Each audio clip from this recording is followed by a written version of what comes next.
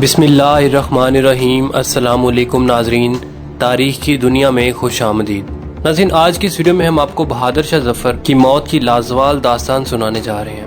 ایک ایسا بادشاہ جو ڈبل مائنڈڈ تھا، جو کہ انگریزوں سے بھی لڑنا چاہتا تھا اور اپنی مدت بھی پوری کرنا چاہتا تھا۔ ناظرین، جو بادشاہ اپنی سلطنت، اپنے مینڈیٹ کی حفاظت نہیں کرتے، وہ عوام کا اعتماد کھو بیٹھتے ہیں۔ ان کی لادیں کس طرح گلیوں میں خوار ہوتی ہیں اور ان کی عبرت کا کشکول بن کر اسی طرح تاریخ کے چوک میں بھیک مانگتی ہیں۔ ویڈیو کی تفصیل میں جانے سے پہلے ہمارے چینل کو سبسکرائب کیجیے اور بیل آئیکن کو ضرور دبا دیجیے تاکہ ہماری آنے والی نئی ویڈیوز سب سے پہلے آپ تک پہنچ سکیں۔ ناظرین، جب ہندوستان کے آخری شہنشاہ بہادر شاہ ظفر کو ایک بحری جہاز میں بٹھا دیا گیا، یہ جہاز 17 اکتوبر 1958 کو رنگنون پہنچ گیا۔ شاہی خاندان کے 35 مرد افراد اور خواتین بھی تاجدار ہند کے ساتھ تھیں۔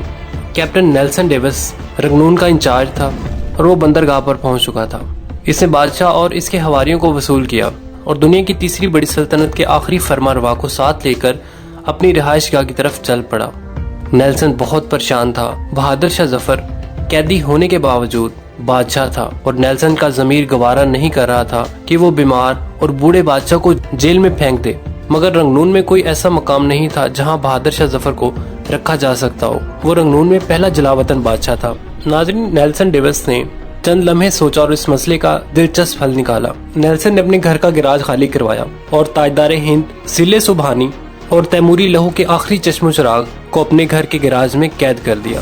بہادر شاہ ظفر 17 اکتوبر 1958 کو اس گراج میں پہنچا اور 7 نومبر 1962 تک 4 سال وہاں رہا۔ ناظرین، یہ 7 نومبر 1962 کا ایک خونسا دن تھا۔ بدنصیب بادشاہ کی خادمہ نے شدید پریشانی میں کیپٹن نیلسن ڈیوس کے دروازے پر دستک دی۔ اندر سے اردلی نے برمی زبان میں اس بدتمیزی کی وجہ پوچھی۔ خادمہ نے ٹوٹی پھوٹی برمی میں جواب دیا، ضلع سبحانی کا سانس اکھڑ رہا ہے۔ اردلی نے جواب دیا، صاحب کتے کو کنگھی کر رہے ہیں، ڈسٹرب نہیں کر سکتا۔ خادمہ نے اونچی آواز میں رونا شروع کر دیا۔ اردلی سے چپ کروانے لگا مگر آواز نیلسن تک جا پہنچی۔ وہ غصے میں باہر نکلا۔ خادمہ نے نیلسن کو دیکھا، وہ اس کے پاؤں میں گر گئی۔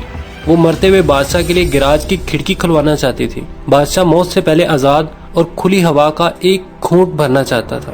ناظرین، نیلسن نے اپنا پسٹل اٹھایا، گارڈ کو ساتھ لیا اور گراج میں داخل ہو گیا۔ بادشاہ کی آخری آرام گاہ کے اندر بدبو، موت کا سکوت اور اندھیرا تھا۔ اردلی لیمپ لے کر بادشاہ کے سرہانے کھڑا ہو گیا۔ نیلسن آگے بڑھا۔ بادشاہ کا کمبل آدھا بستر پر تھا اور آدھا فرش پر۔ اس کا ننگا سر تکیے پر تھا لیکن گردن ڈھلکی ہوئی تھی۔ آنکھوں کے ڈھیلے پپوٹوں کی حدود سے باہر ابل رہے۔ گردن کی رگیں پھولی ہوئی تھیں اور خشک زرد ہونٹوں پر مکھیاں بن بنا رہی تھیں۔ نیلسن نے زندگی میں ہزاروں چہرے دیکھے تھے لیکن اس نے کسی چہرے پر اتنی بے چارگی، اتنی غریب الوطنی نہیں دیکھی تھی۔ وہ کسی بادشاہ کا چہرہ نہیں تھا، وہ دنیا کے سب سے بڑے بہکاری کا چہرہ تھا۔ جی ہاں، وہ صرف ایک آزاد سانس کی اپیل تحریر کر رہا تھا، صرف ایک آزاد سانس کی اپیل، اور یہ اپیل پرانے کنویں کی دیوار سے لپٹی کائی کی طرح ہر دیکھنے والی آنکھ کو اپنی گرفت میں لے لیتی تھی۔ کیپٹن نیلسن نے بادشاہ کی گردن پر ہاتھ رکھا۔ زندگی کے قافلے کو رگوں کے جنگل سے گزرتے ہوئے مدت ہو چکی تھی۔ ہندوستان کا آخری بادشاہ زندگی کی حد عبور کر چکا تھا۔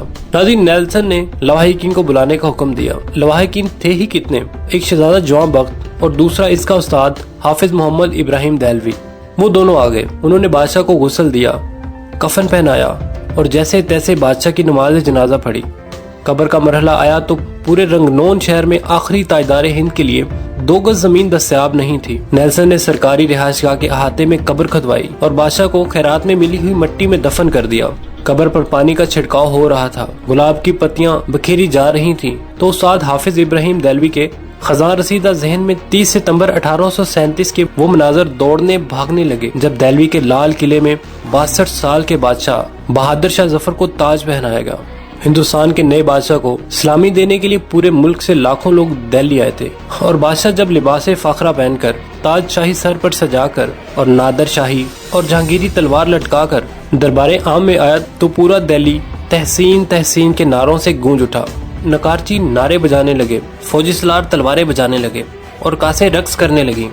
استاد حافظ محمد ابراہیم دہلوی کو یاد تھا، بہادر شاہ ظفر کے تاج پوشی کا جشن 7 دن جاری رہا اور ان 7 دنوں میں دہلی کے لوگوں کو شاہی محل سے کھانا کھلایا گیا۔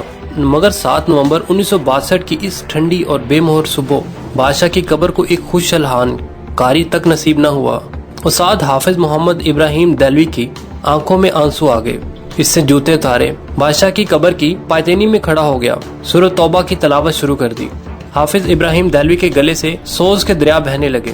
یہ قرآن مجید کی تلاوت کا اعجاز تھا یا پھر استاد محمد ابراہیم کے گلے کا سوز؟ کیپٹن نیلسن ڈیوس کی آنکھوں میں آنسو آ گئے اور اس غریب الوطن قبر کو سیلوٹ پیش کر دیا، اور اس آخری سیلوٹ کے ساتھ مغل سلطنت کا سورج ہمیشہ ہمیشہ کے لیے غروب ہو گیا۔ ناظرین، آپ کبھی بھی رنگون جائیں تو آپ کو ڈینگن ٹاؤن کی کچی گلیوں کے بدبودار جھگیوں میں آج بھی بہادر شاہ ظفر کی نسل کے خاندان مل جائیں گے۔ ناظرین، یہ آخری مغل بادشاہ کی اصل اولاد ہے، مگر یہ اولاد آج سرکار کے وظیفے پر چل رہی ہے۔ یہ کچی زمین پر سوتی ہے، ننگے پاؤں پھرتی ہے اور ٹین کے برتنوں میں سرکاری نل سے پانی بھرتی ہے۔ ناظرین، یہ لوگ آج بھی خود کو شہزادے اور شہزادیاں کہتے ہیں۔ ناظرین، یہ شہزادے اور شہزادیاں کون ہیں؟ بادشاہ نے اپنے گرد نااہل خوشامد اور کرپٹ لوگوں کا لشکر جمع کر لیا تھا۔ یہ لوگ بادشاہ کی آنکھیں بھی تھے، ان کے کان بھی تھے اور ان کا ضمیر بھی۔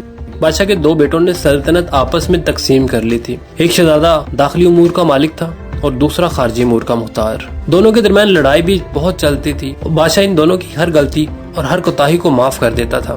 ناظرین، مہنگائی آسمان کو چھو رہی تھی، خوراک منڈیوں سے کٹائی کے موسم میں غائب ہو جاتی تھی، سوداگر منہ مانگی قیمت پر لوگوں کو گندم، گڑ اور اناج بھیجتے تھے، ٹیکسوں میں روز اضافہ ہوتا تھا، شہزادوں نے دلی شہر میں دانے تک پر ٹیکس لگا دیا تھا، طوائفوں کی کمائی تک کا ایک حصہ شہزادوں کی جیب میں چلا جاتا تھا، شاہی خاندان کے لوگ قتل بھی کر دیتے تھے تو کوئی ان سے پوچھ نہیں سکتا تھا، ریاست شاہی دربار کے ہاتھ سے نکل چکی تھی، نواب، صوبیدار، امیر اور سلطان آزاد ہو چکے تھے اور یہ مغل سلطنت کو ماننے تک سے انکار کر رہے تھے۔ فوج تلوار کی نوک پر بادشاہ سے جو چاہتی منوا لیتی تھی۔ عوام بادشاہ اور اس کے خاندان سے بیزار ہو چکے تھے۔